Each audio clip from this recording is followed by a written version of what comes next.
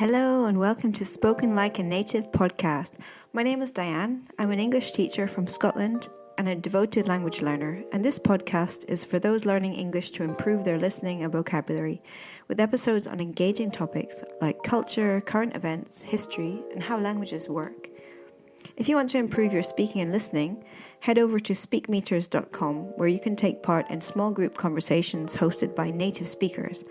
This is an amazing way to boost your fluency, expand your vocabulary, and increase your confidence by practicing with qualified, certified, and selected native speakers who really enjoy helping people. There are sessions at a range of levels for English, French, Spanish, and German, so book your first session today. Speakmeters.com. And don't forget, you can take part in this podcast by telling me your ideas for topics. Information about how to get in touch with us is in the description. Enough beating around the bush, let's get this episode underway. And we're back after a really long break. What can I say? Life got in the way. I've been pretty busy, but the podcast is coming back. Aiming to release a podcast every 2 weeks, and the length of the podcast is going to be a little bit shorter so that it's a bit more manageable for me to keep releasing them much more regularly. So we're going to start off the year by talking about new beginnings, about the new year, about how to talk about the last year and about what's coming ahead for the new year. I can't believe it's 2024. We're almost now we're in the second week of January. And this is the kind of time where maybe your New Year's resolutions are being tested a bit. Have you set yourself any New Year's resolutions? Do you have anything you want to achieve or to change or to make different in some way this year? You can get in touch with me, send me an email. And if you want me to, I can always leave out your name. I can share your stories on the podcast and I can make comments and give feedback on your English. So consider that as a free one-to-one of your written English. Of course, you could also send a voice note to email as well. So the email address, it is Diane, Diane, .spoken, SPOKEN, .native, NATIVE, at protonmail.com. That's protonmail.com. So wind back if you didn't catch that whole address, play back the recording, and I'll also put it in the notes for the episode too. So I'd love to hear what your plans are for this year, whether you have any resolutions. So anyway, okay, so starting off the year, let's work on some phrasal verbs. What are phrasal verbs? Well, this is something that if you listen to people speaking English, one thing that you can really notice about native speakers is that they use a lot of phrasal verbs. Get up, get on, get away with, get into, look for, look into. The English language has hundreds and hundreds of these phrasal verbs. And there's something that as a native speaker you just learn, you pick them up and you use them very naturally. But it's something that can be very difficult for people who are learning English to really get the hang of. So to get the hang of means to be able to do something properly with skill. They can be really hard to get the hang of because you have what a phrasal verb is exactly is there is at least one verb in the phrasal verb. So for example, get or look or be or come. Those are some very common components of the phrasal verb. They have at least one proper verb like that and then some other particle which could be like to, for, in, with, towards, forwards, those kind of things. So the combination of the verb and then another thing another particle like look forward to, get away with, get the hang of. In themselves, they make a verb in total. It's not just the individual words that when you put them together, they have a different meaning. So as I talk about the transition from the old year into the new year, and you're looking forward to the new year and your new plans and so on, I'll introduce, as I speak, some phrases and phrasal verbs that are really useful for talking about that topic. So how was your 2023? Probably like most people, there were some ups and downs, the peaks and troughs. What were the highlights? And what were the things that you would rather forget? Your peaks and troughs. So the peak is the high point and the trough is the low point. If you can imagine in your head a graph, the high point in the graph is the peak, and the low point, when the the line on the graph goes below zero, if it goes really low, that's the trough. So what were the good moments and the bad moments, or the low points and the high points of the year? As I restart my English classes after the Christmas break, I've got to thinking about the strange nature of this time of year, because it feels like the new year has hardly started, but all the Christmas festivities are finished and the air is full of possibilities. In many parts of the world, the new year is rung in with fireworks or a bonfire, especially fireworks. That's very popular in many different countries. Do you ring in the new year with fireworks? Did you go to see a firework display? So to ring in the new year is basically, as it sounds, the new year comes, the clock strikes midnight, and you have some kind of celebration, whether it's a party, fireworks, drinking. In the UK, we have a toast. Usually people have a drink ready when the clock strikes midnight, and you will drink a toast for the new year. In Scotland, we sing Auld Lang Syne, which is a song which is based on a Scottish poem by Robert Burns. It's also sung many other parts of the world, including in America. So how did you feel ringing in the new year and looking back on 2023? When we look back on something, we're reflecting, thinking back.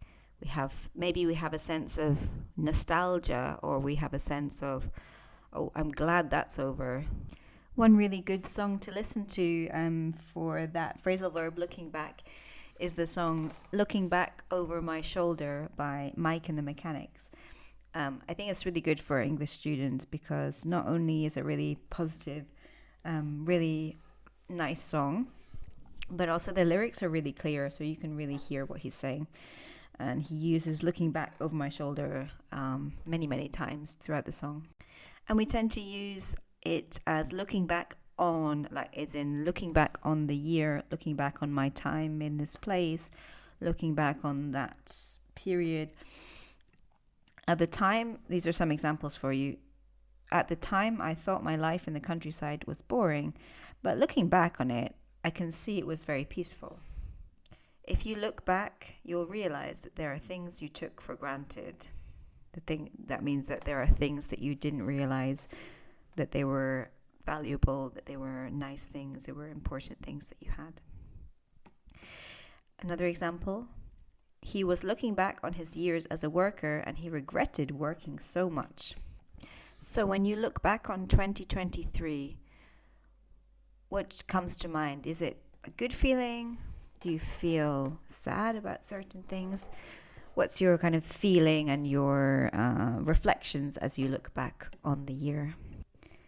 As it was going from 2023 to 24, a lot of apps, a lot of TV channels, websites, they were inviting us to look back on the year that has passed. So they were often using phrases like 2023 wrapped. That was something that was on Spotify, was your year wrapped. The year in blah, blah, blah. So as in 2023 in, I don't know, fashion or the news. Also a roundup of 2023. So a roundup is a summary. So if you watch a shortened version, for example, a shortened version of the news, or a summary version of news stories or other events that have happened, like similar to highlights, it's the kind of the general story without all the specific details, but looking back over a period of time and giving the highlights, the general story, the key elements. So that's enough of looking back on things and looking over our shoulder. Why don't we look ahead? So rather than looking forward, we can say looking forward, but it's a little more literal than the phrase we use when we want to think about our thoughts and our plans for the future. We use looking ahead. So looking ahead to, let's say, for example, summer holidays 2024. So maybe if you have children who are in school, the summer holiday time, looking ahead to that time, what do you think is going to happen? What do you have planned? What's coming up for you that you are looking forward to? Anything that you know is going to happen or you hope is going to happen that you're really happy about? What's on the horizon for you in 2024? So what is there in your calendar or a plan that you have that you're looking forward to? Looking ahead can mean physically looking in front of you, but it's most often used to talk about imagining and planning about the future. We use looking forward to discuss things that we plan or know will happen and that we are feeling good about. Use it when you have a sense of anticipation, excitement, joy, when you are looking to the future and something that you expect is going to happen or you know is going to happen. Like, I have a holiday booked, I'm really looking forward to it. Or I have tickets to a concert with a band I really like, I'm so looking forward to it. It gives you a sense of hope, a sense of there's something to look forward to in the calendar. And this period of time over Christmas and New Year can be quite a tricky time for people's moods sometimes. And talking about low mood and depression and feeling low because of the winter, one thing that's very important to help people feel good in general is having something to look forward to, having a sense that there is some future. So making those little plans. If you, for any reason, are feeling a bit low, put in your diary something that you can look forward to, even if it's just something really simple. Make time for yourself to do something nice that you are going to look forward to. So what about things that we want to put behind us? If you put something behind you, it means you are moving forward and you're going to, for example, leave behind a habit, a way of being, maybe a difficult situation.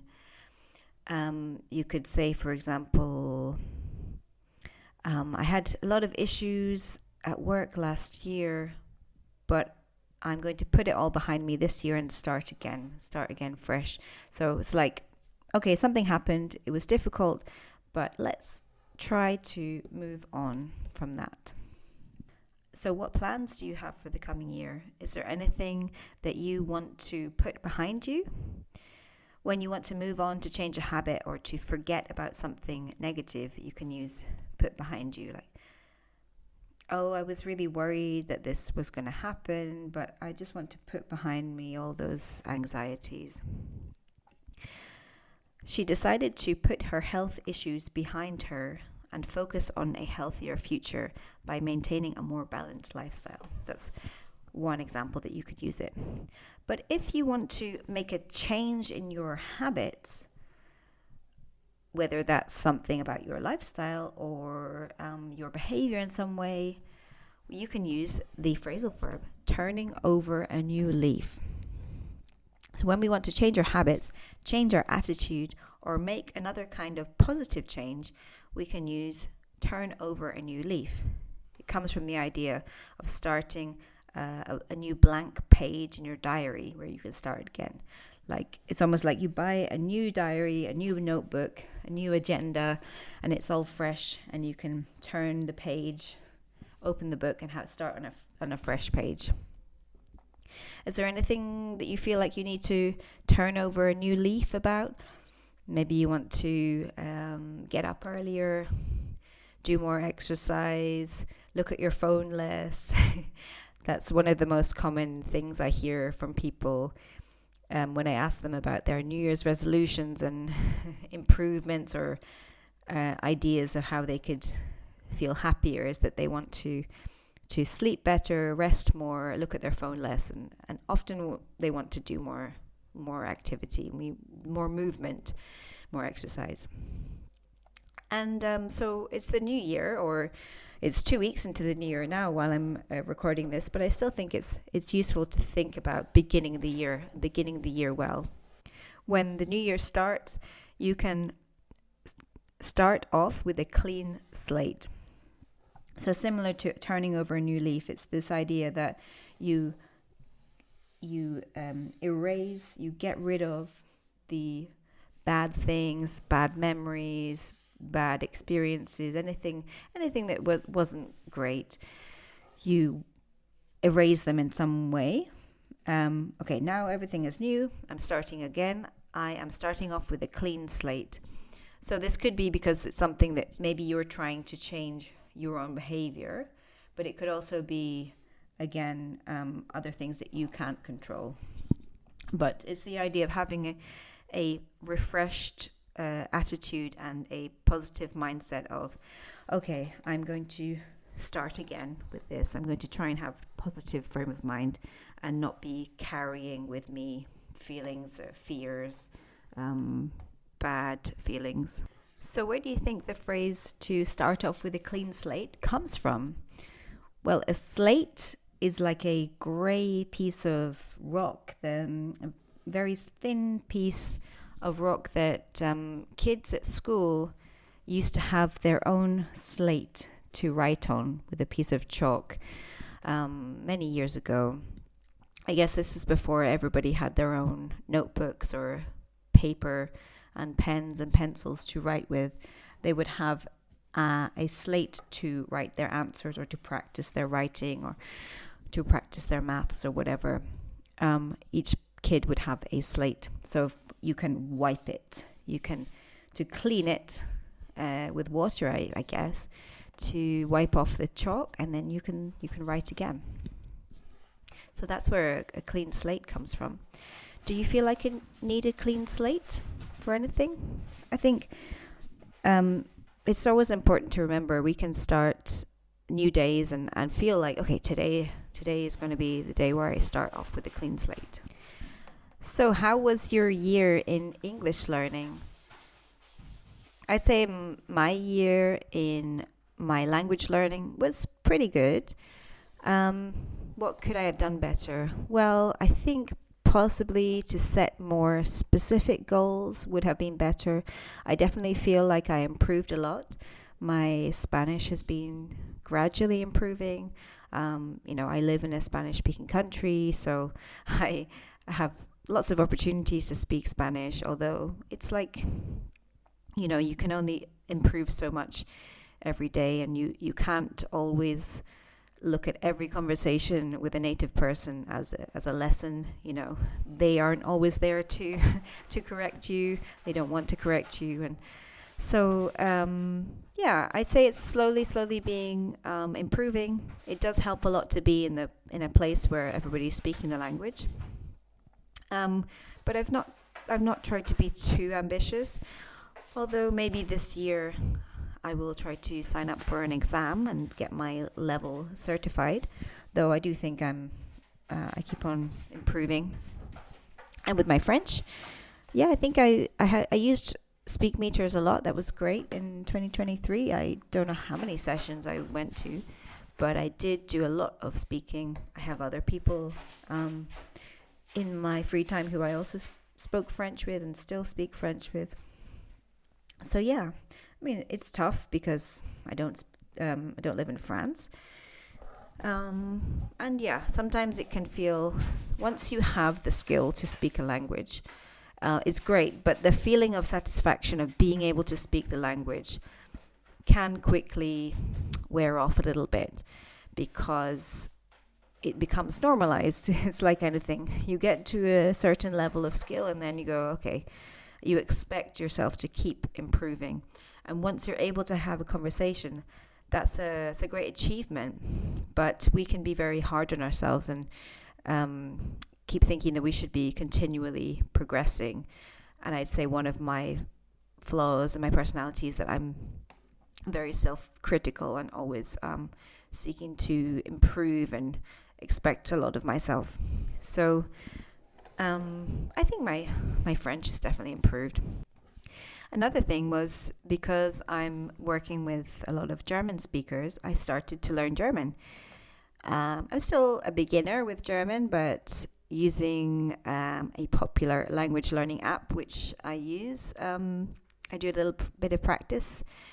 And I use the language app every day, not every language every day, because that would be kind of crazy, but I started learning German, so that's exciting.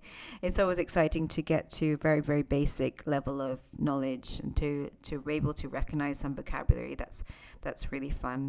So as we come to the end of episode 14, let me just give you a recap of those phrases from today. So we started with ring in the new year, to celebrate the new year. You could also use ring in for another type of change that you could do. Next we had looking back on, so reflecting. Be sure to check that song by Mike and the Mechanics, Looking Back Over My Shoulder. It's a classic song. The next one was looking ahead, so kind of thinking about the future, looking ahead to the future. Next was putting something behind you, so leaving the past behind, leaving anything negative that you want to leave in the past to get rid of.